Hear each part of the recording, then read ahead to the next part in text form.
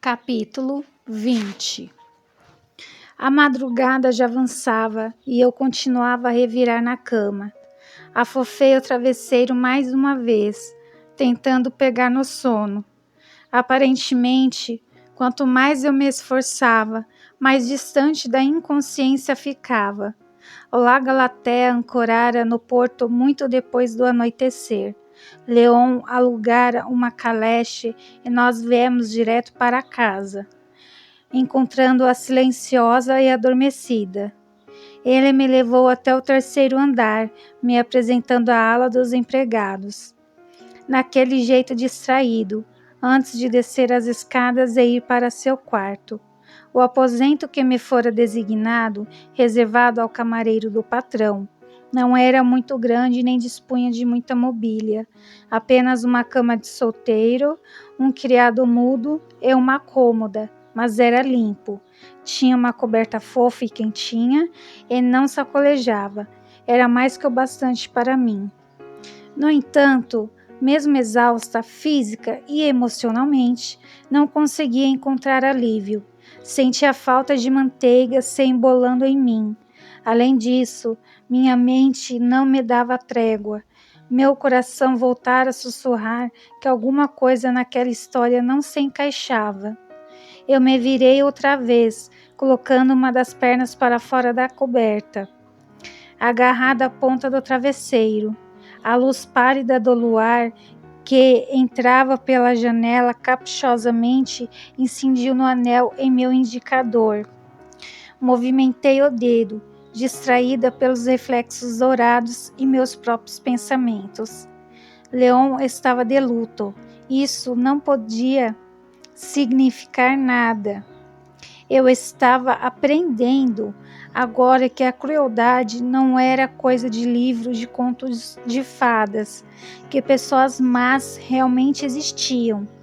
Era esperado que meu noivo seguisse as normas sociais e desempenhasse o papel de noivo viúvo, ou qualquer que fosse o termo.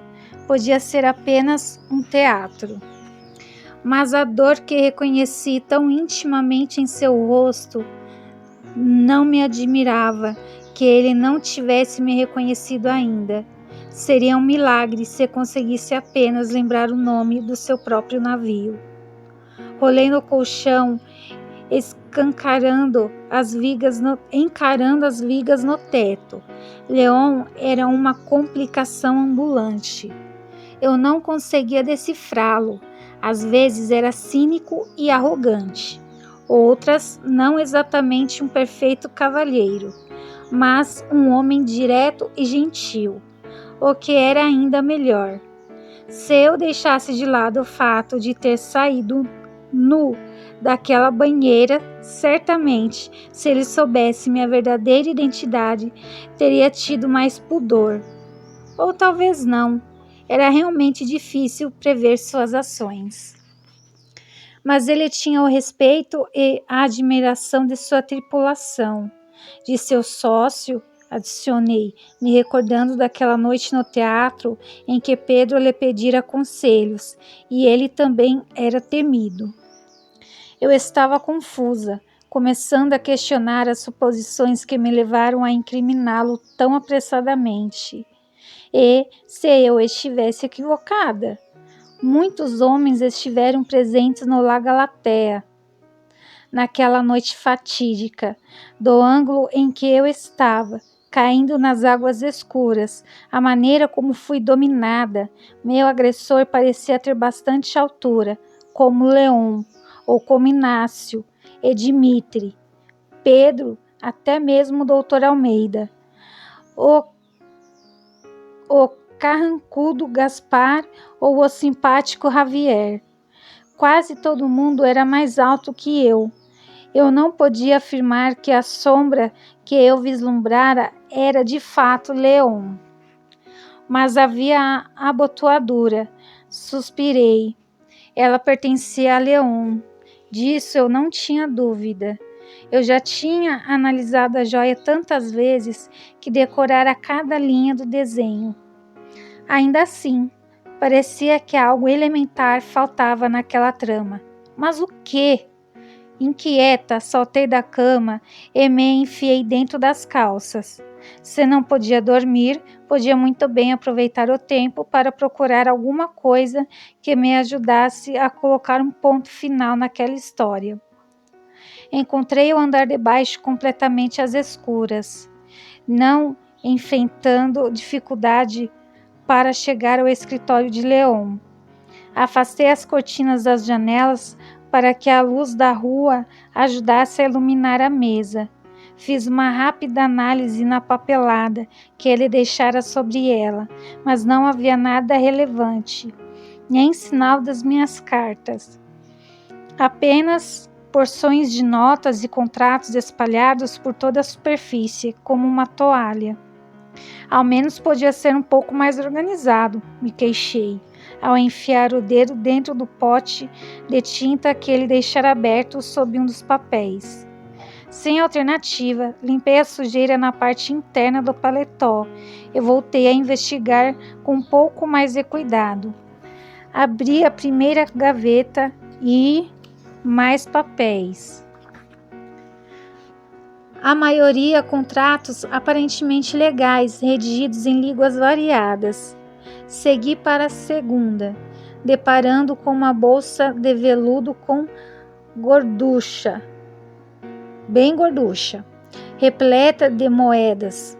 Ao afastá-la, um pequeno objeto rolou de dentro dela e tilintou no fundo da gaveta. Tateei até que o metal frio se enroscou na ponta do meu indicador. Um anel.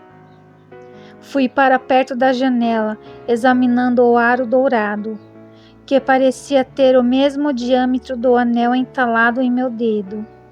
Ao centro, onde deveria existir uma pedra, fios de cabelos castanhos compunham uma delicada trança, cintilando ainda mais graças ao visor de cristal lapidado. Virei a joia com cuidado, espremendo a vista para ler a minúscula gravação na base. Emília Balon Ortiz. Não era um anel qualquer. Dar um cacho de cabelo a um homem significava comprometimento máximo, e esse homem mandar incrustá-la em uma joia era o epítome do amor. Aqueles fios pertenciam à noiva de Leon, a primeira, quero dizer, e aquele anel me dizia que ele a amara profundamente. Meu estômago vazio revirou, me deixando enjoada, confusa, envergonhada e algo mais que eu não soube nomear. Me afastei da janela, bati a parte de trás dos joelhos na cadeira e caí sentada, com as mãos trêmulas, os olhos pinicando. Tornei a guardar o anel na bolsa e fechar a gaveta antes de sair correndo do escritório. Eu estava errada, pensei ao chegar ao terceiro andar e entrar em meu quarto, me recostando à porta. Leon não tinha perdido o coração no mar. Ele o dera de bom grado a Emília Balon Ortiz. Por favor, fechei os olhos bem apertado, as lágrimas descendo pelo meu rosto. Por favor. Eu não sabia ao certo por que chorava, pelo que implorava. Não, isso não é verdade. Eu sabia. Sim, mas estava com medo de me permitir ter esperança. Olá, você deve ser o novo criado do patrão, Dominique, não? Perguntou a jovem com uma intensa cabeleira castanha e sorriso aberto, tirando os olhos da panela que mexia com vigor. Tão logo pisei na cozinha. Ou me arrastei pelo piso, seria outra maneira de dizer. Tudo em mim doía, graças à noite insone. Sim, senhorita, fiz um cumprimento de cabeça. Sou Lúcia. Creio que você e o capitão tenham chegado muito tarde ontem. Não encontrei pratos para lavar, por isso desconfio de que esteja com fome. E estava mesmo. Não tinha comido nada no dia anterior. além de alguns pedaços de gengibre. A moça, um pouquinho mais alta que eu, mas com muito mais curvas, se apressou a encher uma caneca de café. O capitão já acordou? Ela me entregou a bebida quente e um prato com uma generosa fatia de pão doce. Minha boca salivou. Não. E me deixei cair na cadeira. Bati na porta, mas não obtive resposta. Parece que ele ainda está dormindo. Mordisquei um pedacinho de pão. Minha nossa, era delicioso. É melhor eu preparar a mesa. O capitão não deve demorar para se levantar. Ele nunca fica muito na cama. E começou a se movimentar pela cozinha, organizando pratos e um belo conjunto de finas porcelanas brancas sobre uma bandeja. Ainda mais nas últimas semanas. O pobrezinho não tem dormido quase nada. Ali estava minha chance de saber um pouco mais sobre Leon. Beberiquei o café, a atenção na caneca de ferro. Eu soube que a noiva do capitão sumiu, mencionei, como quem não quer nada. Pois é, fez um muxoxo, despejando o café fumegante dentro do bule. O vapor espiralou em frente ao seu rosto, preenchendo a cozinha com o delicioso aroma. Uma moça tão jovem, eu a vi de relance uma vez, quando visitei o capitão. Era realmente linda. Você é muito mordia a língua para impedir que as palavras saíssem. Você estava falando de Valentina, não de Dominique. Ela estava falando de Valentina, não de Dominique. Como foi que o capitão reagiu ao saber que a noiva desapareceu? Ele... Aí está você. O senhor Abelardo entrou na cozinha, uma pilha de roupas nos braços. No instante seguinte, fui soterrada por uma montanha de tecido escuro. Bem, ao menos não era um balde de água, me consolei, questionando se Abelardo e Gaspar não teriam algum parentesco. Escove estes paletós, ele ordenou de cara amarrada, e depois cuide das botas do capitão. Senhor Abelardo, interveio a senhorita Lúcia, ao mesmo tempo em que eu afastava o tecido para poder respirar e enxergar alguma coisa. O pobre rapaz nem terminou de comer. Se ele quer mais tempo à mesa, que saia mais cedo da cama. Um tanto atrapalhada, consegui ficar de pé, equilibrando os paletós, pronta para perguntar onde eu poderia encontrar uma escova, mas o ruído de pés pesados batendo contra o piso fez todos nós nos virarmos.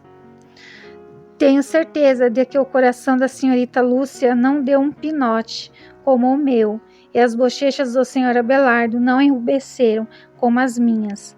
Ao ver Leon adentrar a cozinha, era a vergonha por ter xeretado em seu escritório que me deixava tão agitada.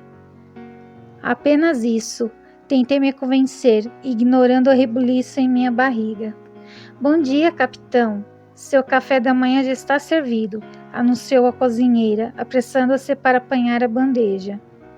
Ele a impediu de correr para a sala de jantar, bloqueando seu caminho com o próprio corpo. Não se incomode, senhorita Lúcia, quero apenas um pouco de café. Então aquelas íris cinzentas pousaram em mim. Bom, parcialmente, já que quase me escondia detrás de toda aquela roupa suja. Chico, cuide da lavanderia depois, vou precisar de você. Atarantada, a senhorita Lúcia apoiou a bandeja na mesa para lhe servir o café, a porcelana repicando de leve enquanto eu montoava os paletós na cadeira sob o olhar afiado do mordomo. Leon engoliu a bebida quente de uma só vez, sem açúcar ou leite. Depois que terminar de comer, vá ao meu escritório, me disse ele, um tanto seco, antes de sair da mesma maneira inesperada que entrou. Lúcia e eu nos entreolhamos. Ele parece zangado, não é? Murmurei. Sim, mais que o habitual. Ela secou as mãos no avental, abraçado à sua cintura estreita. O que será que está acontecendo? Meu Deus, será que ele tinha descoberto alguma coisa sobre a minha visita noturna? Será que pretendia me demitir? Pior ainda, pretendia me punir? Suas orelhas são grandes, decorativas? Suas orelhas são apenas decorativas? O senhor Abelardo rugiu, me empurrando para a porta. Não ouviu o capitão? Vá atrás dele, moleque. Era fácil para ele dizer. Não teria que ficar cara a cara com aquele homem zangado em um ambiente com pouco mais de 18 metros quadrados. Ainda assim, reuni alguma coragem e fui atrás do meu patrão. Encontrei Leon sentado na cadeira atrás da mesa, em seu escritório, o olhar perdido na janela.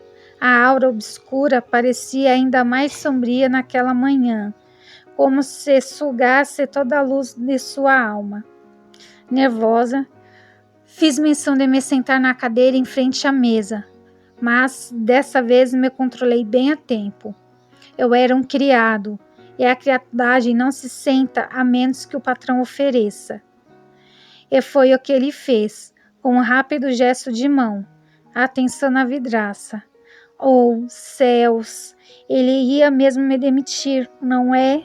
Eu tinha conseguido enganá-lo com aquele disfarce ridículo, mas colocara tudo a perder invadindo o escritório. Será que ele chamaria a guarda ou apenas me colocaria na rua e me... O que tanto olha, Tico? Não tão desatento como deixava transparecer, não? Isso não era nada bom para mim. Abri a boca para perguntar o motivo de ele ter solicitado minha presença e acabar logo com aquela aflição, mas ele falou primeiro.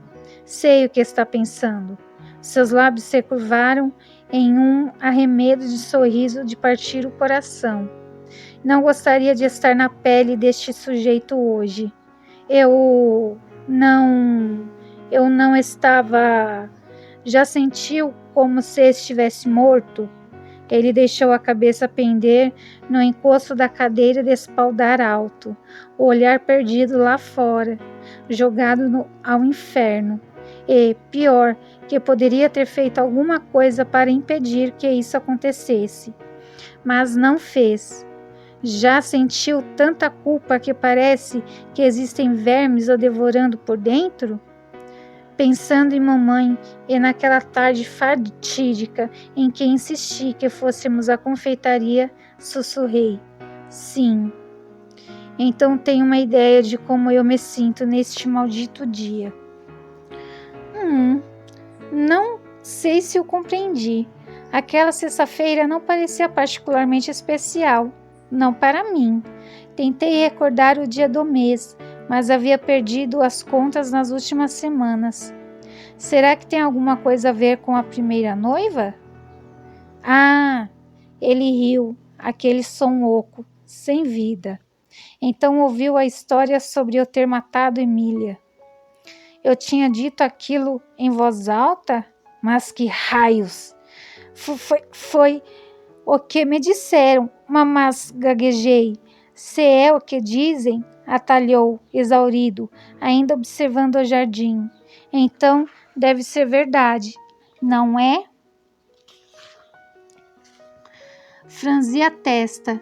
Mamãe pensava daquela maneira, que o que era dito aos sussurros nos salões de baile e nos jantares eram verdades absolutas. Mas tinha algum tempo que eu aprendera que não era bem assim. A sociedade era precipitada em fazer julgamentos, e, uma vez que algo era dito, se alastrava como uma certeza inquestionável. No entanto, ele estivera equivocado quanto a Elisa. Eles estiveram equivocados quanto a Elisa. Estiveram errados quanto a Sofia também, que fora acusada de coisas tão absurdas que nem sequer me dei o trabalho de acreditar. Estavam errados sobre o Sr. Matias, e eu me incluía nesse grupo. Eu me enganei quanto ao caráter dele, acreditando que fosse um bom homem, quando na verdade não passava de um monstro. Eu podia estar fazendo exatamente a mesma coisa com Leon, se a porcaria da abotoadura não estivesse naquele exato instante no fundo do bolso do meu paletó. Está bem, eu já não podia mais mentir para mim mesma. Torcia fervorosamente para que Leon fosse inocente. Queria que isso com tanto desespero que tinha medo de me deixar cegar pela esperança. Eu sentia a falta dele, como jamais pensei que fosse possível. Desejava poder lhe contar tudo o que tinha acontecido e ouvir seus conselhos, afundar a cabeça em seu peito e permitir que o ritmo do seu coração apaziguasse o meu. Eu queria o meu amigo de volta, e também o homem que despertava em mim sentimentos e sensações nem um pouco platônicos. Subitamente, Leon abanou a cabeça, como que para clarear as ideias, e se aprumou. Ao voltar a falar, parecia mais composto e frio. Eu o chamei aqui porque preciso que vá até o alfaiate. Alfaiate? Guinchei, petrificada. Ele queria que eu fosse ao alfaiate sozinha? Oh, espere, dessa vez eu poderia. Abrindo a gaveta, apanhou o saquinho de dinheiro, como não me lançou um olhar acusatório, nem nenhum objeto sobre aquela mesa, quando o anel caiu dentro da gaveta. Entendi que eu tinha sido tola. Ele não sabia nada a respeito da minha excursão noturna e não ia me demitir. Uma parte minha quase se desmanchou de alívio, a outra apenas corou mortificada. O traje do casamento está pronto há alguns dias, explicou, separando algumas moedas. Pague o que eu devo e depois se livre daquelas roupas. Franci a testa. Quer que eu jogue fora seu traje de casamento? É precisamente o que eu quero que faça. Ou fique com ele, se quiser. Pouco importa. Apenas o mantenha longe da minha vista. E me estendeu o dinheiro. Eu me levantei para pegar. A mão já em concha, mas um raio de sol incidiu diretamente sobre a abotoadura presa ao punho de sua camisa branca. Uma flor de lis. Meu pulso começou a martelar nos ouvidos, meu olhar fixo no pequeno círculo dourado em seu punho esquerdo. Não percebi que tinha me aproximado tanto da mesa até meu quadril bater em uma pilha de papéis, empurrando-a para o chão. Ah, me perdoe, capitão. Contornando o móvel, me abaixei para apanhar a bagunça. O problema foi que Leon fez o mesmo, e minha cabeça bateu com força na dele. Ai! Caí sentada, esfregando o local dolorido em minha testa. Mierda! Lamento, Tico. Não percebi que estava tão perto. Eu o machuquei? E estendeu a mão, me dando a chance de analisar seu punho direito. E ali estava um círculo perfeito com a flor de lis em relevo, exatamente igual a que eu tinha no bolso, e também a que unia o outro punho da camisa de Leon. A porta se abriu inesperadamente. O senhor Abelardo disse alguma coisa, mas não cheguei a ouvir. O coração martelava tão alto em meus ouvidos que temi que ele pudesse perceber. Ele usava um par. Leon usava o par de abotoaduras. Duas mãos se encaixaram sob meus braços e me suspenderam. Olhei para cima, para o rosto bronzeado de Leon, que respondia alguma coisa ao mordomo. Ele saiu do foco à medida que meus olhos embaçaram. Incapaz de lidar com minhas emoções, saí correndo do escritório, ouvindo-a chamar meu nome. mas segui em frente. Só parei quando já estava ao lado de fora da casa, recostando-me aos tijolos à vista, espalmando a mão no centro do peito, onde uma emoção violenta despertou e ameaçou me sufocar. Ele ainda tinha o par. Leon ainda tinha o par de abotoaduras. Não foi ele, falei, rindo, ao mesmo tempo em que lágrimas gordas desciam pelo meu rosto. Não foi Leon. Leon não tinha me empurrado do La Galatea. Ainda que essa constatação fizesse meu coração se inflar, tanto que eu temi que pudesse estourar. Não foi nenhuma surpresa. De alguma forma, eu sabia o tempo todo, mesmo quando tudo parecia me dizer o contrário. Algo em seu olhar, um vislumbre de sua alma, nunca permitiu que eu realmente acreditasse que ele era o culpado. Meu coração tentou me dizer isso mais de uma vez, mas eu estava apavorada demais para lhe dar ouvidos. Sempre tive tanto medo de um dia me colocar na mesma posição a qual meu pai forçara minha mãe, que tinha me deixado cegar pelo medo. Quanto mais eu pensava no que vira entre Miranda e Leon, mais improvável parecia que aquilo fosse o prelúdio de um beijo ou sua conclusão. Não fora Leon. Eu tinha tanta certeza disso quanto de que o sol se poria no oeste no fim daquele dia. Eu podia correr e me jogar em seus braços, tamanha alegria que me assaltava. Aprumei a coluna e voltei para a porta, ansiosa para ver Leon. Mas, antes que eu pudesse avançar, a voz do Sr. Abelardo ecoou no interior da casa e me chegou aos ouvidos. Onde está aquele moleque maltrapilho? Meu coração bateu com força e quase pude ouvir o estalo da rachadura que o partiu em dois. Eu estava na rua antes de perceber o que fazia, os braços ao redor do corpo, andando o mais rápido que podia. Não era o medo do mordomo carrancudo que movia meus pés para longe da casa, era o desespero e a vergonha. Moleque maltrapilho, meu Deus, o que foi que eu fiz?